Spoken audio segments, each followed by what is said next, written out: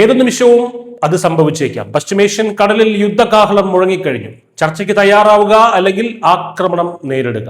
ഇറാനോട് American president Donald ട്രംപിന്റെ അവസാന വാക്കുകളാണിത്. വെറും വാക്കുകളല്ല, വെനസ്വേലയിലേക്ക് അയച്ചതിനേക്കാൾ വലിയൊരു കപ്പൽ പടയാണ് ഇപ്പോൾ ഇറാന്റെ തീരത്തേക്ക് അടുത്തുകൊണ്ടിരിക്കുന്നത്. ഇറാൻ ഭരണകൂടത്തിനെതിരെ അതിശക്തമായിട്ടുള്ള ഭീഷണിയാണ് അമേരിക്ക ഉയർത്തിയിരിക്കുന്നത്. ഇറാനിലെ ആഭ്യന്തര പ്രക്ഷോഭകർക്കെതിരെ ഭരണകൂടം നടത്തുന്ന അടിച്ചമർത്തലുകൾ അവസാനിപ്പിച്ച് ഉടൻ ചർച്ചയ്ക്ക് തയ്യാറാകണമെന്നാണ് ട്രംപിന്റെ ആവശ്യം.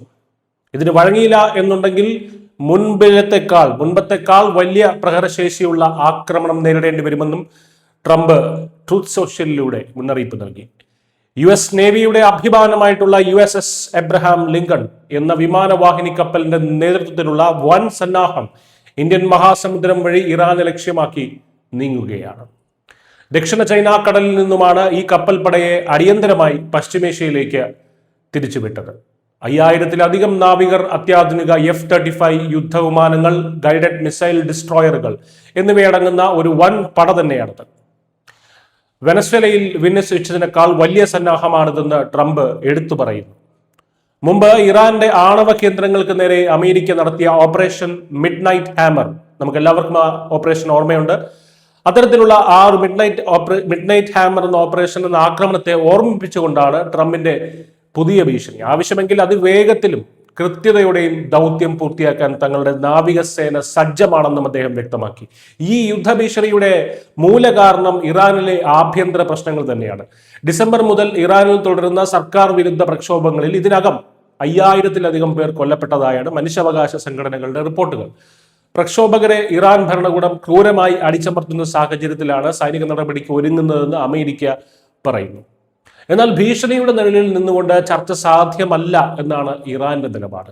സൈനിക നീക്കം നയതന്ത്രത്തിന് വഴിയൊരുക്കില്ല എന്നും യുക്തിരഹിതമായിട്ടുള്ള ആവശ്യങ്ങൾ അംഗീകരിക്കില്ല എന്നും ഇറാൻ വിദേശകാര്യമന്ത്രി അബ്ബാസ് അറഗാച്ചി വ്യക്തമാക്കി.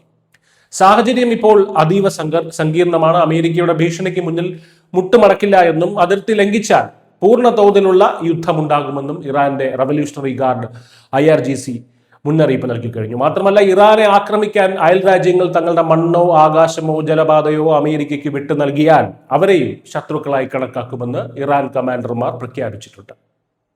UAEയും സൗദിയും തങ്ങളുടെ പ്രദേശം ഇറാനെതിരായ ആക്രമണത്തിന് ഉപയോഗിക്കാൻ അനുവദിക്കില്ല എന്ന് ഇതിനകം തന്നെ വ്യക്തമാക്കിയിട്ടുണ്ട്. മേഖലയിലെ അമേരിക്കൻ താവളങ്ങളുടെ സുരക്ഷയ്ക്കായി കൂടുതൽ പാട്രിയറ്റ് മിസൈൽ പ്രതിരോധ സംവിധാനങ്ങൾ വിന്യസിച്ചിട്ടുണ്ടെങ്കിലും ഒരു ചെറിയ പിഴവ് പോലും വലിയൊരു യുദ്ധത്തിലേക്ക് നയിച്ചേക്കാം.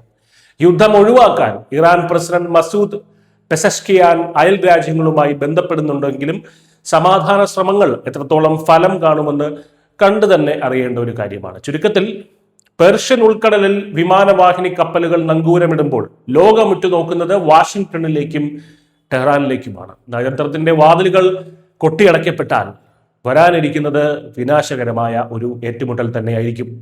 പശ്ചിമേഷ്യയിലെ സമാധാനം ഇപ്പോൾ ഒരു നൂൽപാലത്തിലാണ്. News desk, news India Malayalam.